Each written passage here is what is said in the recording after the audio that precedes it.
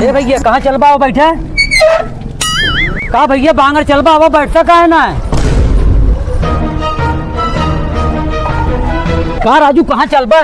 अब तुम बैठे 2-4 रुपये कमाई दिया भैया। कहा भैया तू क्या कहता है?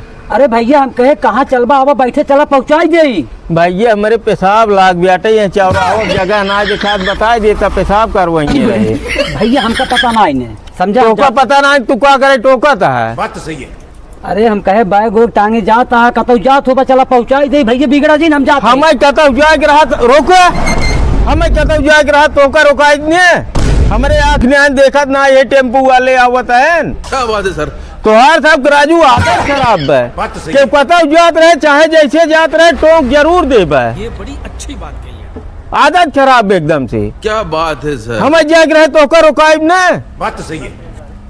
जितना टेम्पू वाले हैं सब की यही आदत भी है। क्या बात है? गरम बनाइए राजू बात है। रोबाई ने राजू जेका जहाँ जाग रहे रुकाए तो का ये बड़ी अच्छी बात कही है। आदत छोड़ दे। क्या बात है?